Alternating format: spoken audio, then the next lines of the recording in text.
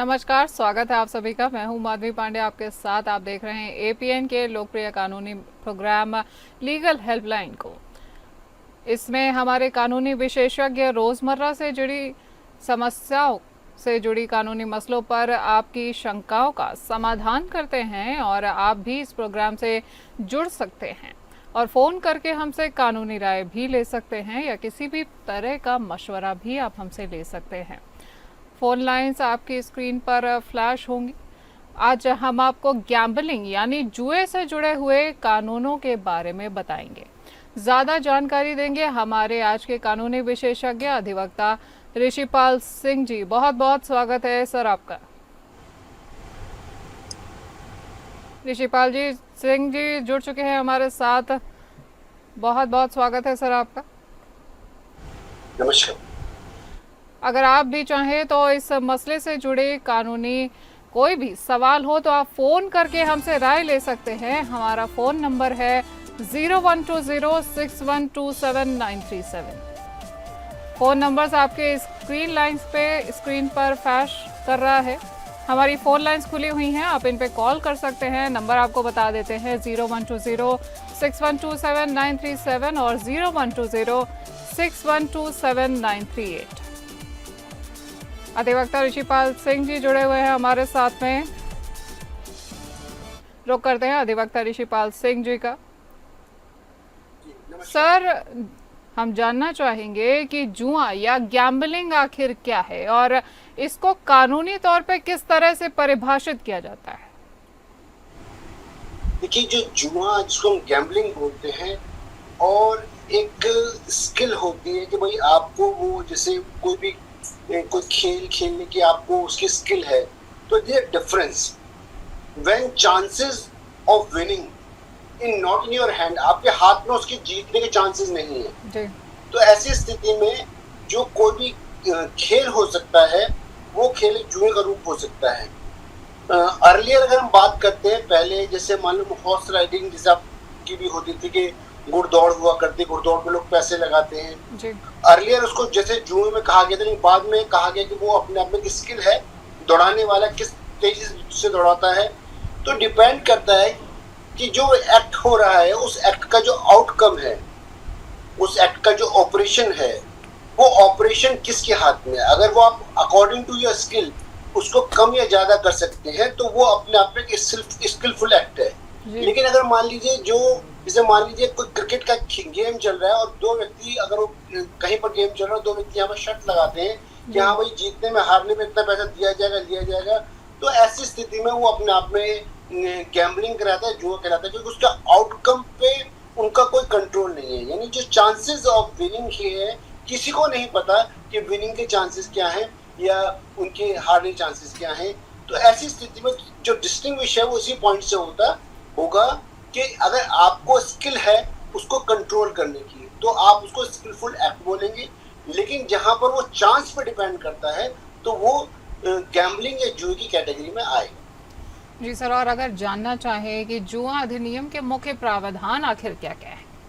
देखिए, जुआ अधिनियम के प्रावधानों को जब बनाया गया तो यही सोच के बनाया गया, जिसमें सबसे बड़ा जो जुए का जो सबसे एक बड़ा रूप था जिसको हम कहते हैं लॉटरी। जो लॉटरी होती है, लॉटरी में बहुत सारे नंबर होते हैं, किसी व्यक्ति को नहीं पता होता कि उस लॉटरी में किसका नाम आए। तो धीरे धीरे लोगों ने क्या उसमें मैनिपुलेशन चालू किया। उसमें ये भी होता है कि जैसे लास्ट का एक डिजिट के नंबर आता है, लास्ट के डिजिट में को 10% मिलता है या 1 टाइम मिलता है या 2 टाइम मिलता है, लास्ट के 2 डिजिट पर इतना मिलता है। तो धीरे धीरे लोगों ने जो लॉटरी थी उसको भी मैनिपुलेट करना चालू किया, उसके चांसेस को भी। तो इसी तरीके से प्रोविजन ये बनाए गए हैं कि क्योंकि जैसे हमारा कॉन्स्टिट्यूशन है, कॉन्स्टिट्यूशन का एक जिसको राज्य के नीति निर्देशक तत्व बोलते हैं, directive principle of the state बोलते हैं कि स्टेट के ऊपर ही जिम्मेदारी है कि जो उसके नागरिक हैं वो नागरिक बौद्धिक रूप से, वो शारीरिक रूप से, और वो हर अपनी कुछ ऐसा सरकार ऐसे नियमों को लेके आए, ऐसे कानून को बनाए कि उनकी कुशलता में और बौद्धिकशीलता में उनकी वृद्धि हो और वो अच्छे नागरिक बन सके। ना कि वो इस चीज पर जाए कि भाई अपने स्किल को वो किसी तरह से कम करने की कोशिश करें या उनका स्किल ना रहे, या कल को ऐसे लोग इकट्ठे हो जाएं जो केवल किसी बैटिंग पे या किसी किसी दूसरे आउटकम पे विश्वास वो निर्भर हैं जो उनकी स्किल में नहीं है। जी तो ये प्रोविजंस को अब ये प्रोविजन जो है, जी इन प्रोविजन में आप देखेंगे कि इसमें पुलिस की पावर भी होती है, इसमें मैजिस्ट्रेट की पावर भी होती है। जी तो जब पुलिस की पावर की बात आती है तो क्योंकि पुलिस जो है वो अपने आप एक स्टेट का सब्जेक्ट है, यानी कि हर राज्य की अपनी पुलिस होती है, उनके अपने नियम होते हैं, कानून होते हैं। इसीलिए जो गैम्बलिंग पर जो कानून है वो कानून हमारे देश में हर राज्य में एक जैसे नहीं है। सिक्किम में, मेघालय में आप जाके देखेंगे तो कुछ चीजें हैं, उन चीजों पर एग्जेम्पशन है। अभी एक नया जो गेमिंग ऐप की बात हो रही थी, कर्नाटक में बात हो रही थी, जी तो कुछ राज्यों में ये यूनिफॉर्म लॉ नहीं है। ऐसा नहीं है पूरे भारतवर्ष में एक जैसा कानून है। भारतवर्ष में हर राज्य के हिसाब से जो गेमिंग के, बैटिंग के, ग्लैमिंग जो ये गैम्बलिंग के जो एक्ट है वो अलग अलग है। जो सेंट्रल एक्ट है, सेंट्रल एक्ट यही कहता है किसी भी तरीके से अगर वो मान लीजिए गैम्बलिंग होती है या किसी भी तरीके से कोई ऐसा काम किया जाता है जिसमें चांस आपके हाथ में नहीं है और पूरी तरीके से वो उसकी कंट्रोल में है, तो ऐसी स्थिति में गैम्बलिंग को रोकने की कोशिश की। तो यही प्रोविजन लॉ का है।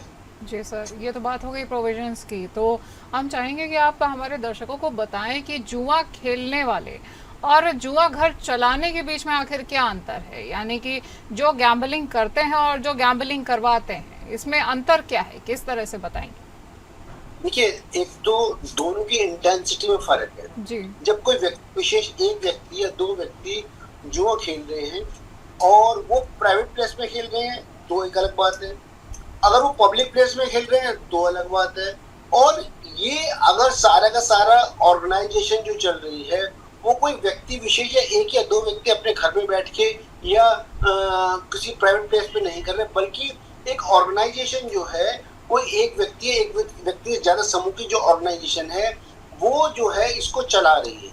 तो ऐसी स्थिति में जिस फिजिकल प्लेस के ऊपर, फिजिकल प्लेस की बात है अभी तो, फिजिकल प्लेस के ऊपर ये एक्टिविटी की जाती है, जो एक्टिविटी गैम्बलिंग की कैटेगरी में आती है, उस एक्टिविटी में या उस फिजिकल प्लेस के ऊपर जो है किसी और व्यक्ति का जो गैम्बलिंग कर रहा है उसके अलावा किसी और व्यक्ति का कंट्रोल होता है और वो उस गैम्बलिंग के जो इनकम है उससे अपना कोई शेयर लेता है और उसका उसके पास उसने कोई ऐसा लाइसेंस या कोई ऐसा पंजीकरण नहीं करा रखा है।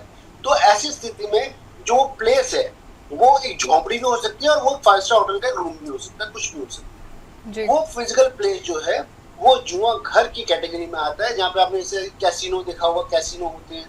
अब जैसे मैंने आपको बताया कुछ देशों में कैसीनो जो है वहाँ की सरकारों ने अलाउ कर रखे, तो ये एक स्टेट मैटर होता है कि कौन सी सरकार उसको कैसे मानती है और कौन सी सरकार उसको गैम्बलिंग मानती है, तो उसके हिसाब से चीजें चलती हैं और उस हिसाब से कंट्रोल उसको होता है।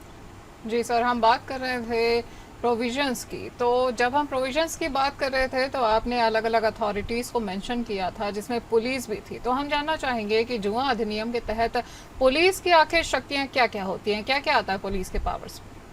देखिए, सामान्य तौर पे सबसे पहले जब भी जो गैम्बलिंग से रिलेटेड जो इशू होता है या अपराध का जब भी कोई कंप्लेंट की जाती है तो जो सामान्य जो एक पुलिस स्टेशन जो होता है, जिस क्षेत्र का पुलिस स्टेशन होता है, उनको ये अधिकार होता है कि गैम्बलिंग एक्टिविटीज को वो रोक सकते हैं, उनको प्रोहिबिट कर सकते हैं। गैम्बलिंग में यूज होने वाली जो आर्टिकल्स हैं उन आर्टिकल को सीज कर सकते हैं। इवन जो गैम्बलिंग हाउस है उस गैम्बलिंग हाउस को भी वो सीज कर सकते हैं, उस पर ताला लगाया जा सकता है और मजिस्ट्रेट की परमिशन से ही वो खुल सकता है। सबसे बड़ी बात है कि सरकार को पुलिस को ये अधिकार होता है कि उनको सर्च का अधिकार होता है। अगर उनके पास ऐसा कोई एलिगेशन आता है या कंप्लेंट आती है कि फला प्लेस के ऊपर गैम्बलिंग चल रही है, तो बिना वारंट को इशू कराए, मजिस्ट्रेट से बिना वारंट इशू कराए उनको वहां पर एंटर करने का अधिकार है पुलिस को, और ना केवल एंटर करने का बल्कि सर्च का भी उनको अधिकार है। और सर्च के अधिकार के बाद अगर उनको लगता है कि जो इंस्ट्रूमेंट्स हैं या जो सामान वहां पे मिल रहा है वो सामान निश्चित रूप से इनक्रिमिनेटिंग है और वो कहीं ना कहीं गैम्बलिंग एक्ट की तरफ इशारा करता है या उस प्रोविजंस के लागू होते हैं और वो इसमें ऑफेंस बनता है, अपराध बनता है, तो उन सारे सामानों को सीज किया जा सकता है। वहां मौजूद लोग हैं उनको गिरफ्तार, अरेस्ट किया जा सकता है, क्योंकि ये अपने आप में बेलेबल ऑफेंस है। उनको फिर अगर जो संबंधित पुलिस अधिकारी है वो उनके ऊपर उनको अपने सेटिस्फेक्शन करके किसी जमानती को बुलाकर उनको बेल ग्रांट कर सकता है और फिर उसके बाद जो सारे जो गेमिंग एक्ट हुआ है उस एक्ट के ऊपर चार्जशीट को कंसर्न मैजिस्ट्रेट की कोर्ट में फाइल कर सकता है। ऋषिपाल सिंह जी, जुआ अधिनियम के उल्लंघन के मामले में अगर गिरफ्तारी की बात की जाए तो किस तरह से गिरफ्तारी की जाती है? देखिए, पहले तो जैसे आपको बताया गया कि जुआ अधिनियम जो है अपने आप में एक क्रिमिनल एक्ट है और उस एक्ट का उल्लंघन होता है तो उस एक्ट के उल्लंघन के अंदर पुलिस अधिकारी को अरेस्ट करने की पावर है कि वो अरेस्ट कर सकता है अगर कोई व्यक्ति पब्लिक प्लेस पे जुआ अगर जो हालांकि ये जो एक्ट है ये एक बेलेबल ऑफेंस है, लेकिन बेलेबल ऑफेंस में भी सबसे पहले तो जो अपराधी है अपराधी को गिरफ्तार किया जाता है, उसके बाद उसको बेल ग्रांट की जाती है। और वही अगर पब्लिक प्लेस के ऊपर होता है तो वो उसको अधिकार होता है पुलिस अधिकारी को कि वो तुरंत ऐसे व्यक्ति को गिरफ्तार कर सकता है और कंसर्न थाने में लेके जाया जा सकता है और कंसर्न पूछताछ जितनी भी उनसे बाकी है या मान लीजिए उनमें कौन कौन लोग इन्वॉल्व है कैसे हैं वो उनको पकड़ मतलब उनको अरेस्ट कर सकता है। इसके अलावा उसको ये लगता है कि इससे इसमें कोई चेन जुड़ी हुई है और किसी और व्यक्ति को इससे संबंधित जो है गिरफ्तार किया जा सकता है डिस्क्लोजर पे, तो मजिस्ट्रेट से स्पेशल परमिशन भी जो है पुलिस रिमांड की परमिशन भी ले सकता है कि हमने इनसे और पूछताछ करनी है और इसके अलावा जहां पर वो कहता है वहां पे लेके जाया जा सकता है। दूसरी बड़ी बात जो गैम्बलिंग एक्ट में जो अगर हम नए प्रोविजंस को आप देखेंगे जो हम बात करेंगे जो ऑनलाइन गैम्बलिंग जो हो रही है उस ऑनलाइन गैम्बलिंग के अंदर तो ये और ये बीएनएस की जो नए प्रोविजंस हैं उनके अंदर तो ये अपराध जो है और पहले से ज्यादा गंभीर हो गया है। जब अपराध गंभीर हो गया है तो पुलिस अधिकारी की जो पावर है वो भी बढ़ा दी गई है, यानी कि सिंपल गैम्बलिंग एक्ट से अलग हटके अब इसके अंदर जो है बीएनएस के प्रोविजन भी लगते हैं और आईटी अगर मान लीजिए वो गैम्बलिंग जो है अगर फिजिकल हो रही है, कोई लोग आप फिजिकली कर रहे हैं तो अलग बात है, और वो मान लीजिए किसी ऑनलाइन के थ्रू हो रही है, वो किसी ऐसे माध्यम इंटरनेट के माध्यम से हो रही है, तो उसके अंदर जो गैम्बलिंग एक्ट है गैम्बलिंग एक्ट के अलावा बीएनएस के प्रोविजंस में लगेंगे और उसके अंदर जो है जो आईटी एक्ट है उसके प्रोविजन में लगेंगे। उस स्थिति में ये जो गैम्बलिंग एक्ट से केस जो है फिर नॉन बेलेबल ऑफेंस में जा सकता है, यानी कि उस व्यक्ति को नॉन बेलेबल ऑफेंस में अरेस्ट करके वो जो कंसर्न पुलिस अधिकारी है वो जेल भी भेज सकता है। तो उनकी अधिकारी की शक्ति जो इस मामले में अब पहले से ज्यादा बहुत ज्यादा हो गई है। जी सर, ये तो बात हो गई अरेस्ट की यानी गिरफ्तारी की। अगर देखा जाए तो जुआ अधिनियम के तहत दोषी पाए जाने पर आखिर क्या क्या सजा हो सकती है? अगर हम सामान्यतः ये मान के चलते हैं सामान्यतः जुआ अधिनियम का ही केस बनता है, गैम्बलिंग एक्ट का ही केस बनता है। कोई लोग प्राइवेटली या पब्लिक प्लेस से मिलते हैं और दो व्यक्ति जुआ खेल रहे हैं तो ऐसी स्थिति में पेनल्टी और जो पनिशमेंट दोनों का प्रोविजन, यानी पेनल्टी जो है 200 रुपए से लेकर 1000 रुपए तक की पेनल्टी हो सकती है और जो सजा है वो 1 महीने से लेकर 3 महीने तक की हो सकती है। ये सामान्य गैम्बलिंग एक्ट का प्रोविजन है। लेकिन मैं आपको ये बता रहा हूँ जब गैम्बलिंग एक्ट के अंदर जो हम अगर हम नए उसमें जाते हैं, नए जो हमारा जो वातावरण चल रहा है उसमें हम देखेंगे कि गैम्बलिंग पुराना गैम्बलिंग एक्ट में गैम्बलिंग होना तो अपने आप में बहुत छोटी बात हो गई है। अब क्या ऑनलाइन गैम्बलिंग है, ऑनलाइन गैम्बलिंग के साथ साथ क्या चीटिंग जुड़ जाती है, तो अपने आप में ये जो प्रोविजंस होता है ये इसके प्रोविजन बढ़ जाते हैं। तो ना केवल सिंपल गैम्बलिंग एक्ट के प्रोविजंस लगते हैं, अगर उसमें मान लीजिए ऑनलाइन चीटिंग जुड़ गई है तो उसके हिसाब से प्रोविजंस लगेंगे और वो सजा जो है बढ़ भी सकती है, सजा 7 साल तक की हो सकती है, या उसमें और मान लीजिए कोई फोर्जरी कर रखी है तो और ज्यादा हो सकती है। तो डिपेंड करता है कि सिंपल केवल गैम्बलिंग एक्ट है या गैम्बलिंग एक्ट के अलावा और सारे प्रोविजंस भी जो है उसमें अट्रैक्ट हो रहे हैं। अगर वो अट्रैक्ट हो रहे हैं तो निश्चित रूप से मामला गंभीर हो जाता है, पेनल्टी भी है और सजा दोनों का प्रावधान है। एक बात। दूसरी बात, अगर रिपीटेड ऑफेंस है, जो व्यक्ति रिपीट कर रहा है, अगर किसी व्यक्ति ने कोई अपराध किया उसको दोबारा उसी अपराध के लिए पकड़ा जा रहा है तो ऐसी स्थिति में जो पहले का जो पेनल्टी है और पहले की सजा उससे डबल तक जो है उसको वो पेनल्टी सजा हो सकती है।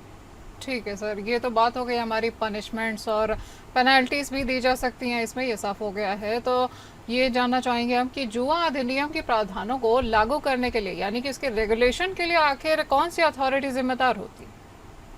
देखिए, सबसे पहले तो जो अथॉरिटीज हैं, जिन authorities, it is a prohibited act, it is not a act to be done. मतलब अथॉरिटी को एक्ट कराना नहीं है, अथॉरिटी को एक्ट को रोकना है। या अब बहुत सारे, जैसे मैंने आपको बताया, जैसे मेघालय है, मिजोरम है, अभी कर्नाटका में बात हो रही थी, जहाँ पे ऑनलाइन जो गेमिंग या बैटिंग जो थी, उनकी जो ऑनलाइन साइट्स थी उनको रेगुलेट किया गया था, उनको उनको उन पे बैन लगाया गया था। तो वो कई, लेकिन 2 राज्यों में अभी भी वो रेगुलेट हो रही है, मिजोरम में हो रही है, मेघालय में हो रही है। तो वो एक तो जहां पर रेगुलेट हो रही है तो खुद सरकार तो उसमें कुछ नहीं करती कि वो उसको कैसे, लेकिन प्रोहिबिटरी है कि अगर उनको ये पता लगता है कहीं पर भी कोई चीज जो एज पर लॉ और जिसमें लाइसेंस नहीं है, जिसमें गैम्बलिंग हो रही है, बैटिंग हो रही है और कोई लाइसेंस नहीं दिया गया है, कोई प्रोविजंस नहीं है, तो ऐसी स्थिति में सरकार 2 काम करती है।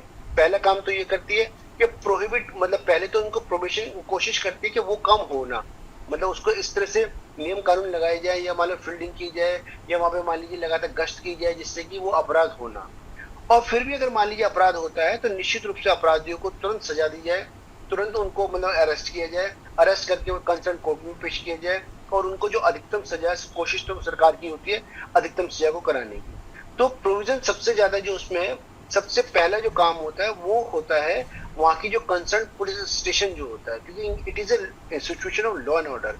ये लॉ एंड ऑर्डर सिचुएशन है, तो जो सामान्य पुलिस स्टेशन होता है उसका जो थाना अधिकारी होता है उसके ऊपर सबसे बड़ी जिम्मेदारी होती है कि अगर कोई भी जुए की कार्रवाई उस पर हो रही है तो वो कर सके। इसके अलावा जैसे मैंने आपको बताया ऑनलाइन बैटिंग है या ऑनलाइन कई बार ऐसे ग्रुप बना के, ग्रोह बना के जिसमें मुकोका तक लग सकती है कि भाई बड़े बड़े जो इसके अलावा जो मनी लॉन्ड्रिंग भी इसमें इन्वॉल्व हो जाती है। तो और इसका जुडिक्शन एक राज्य से बढ़ के एक देश के अंदर, एक देश से बढ़ के एक से ज्यादा देश में जा सकता है।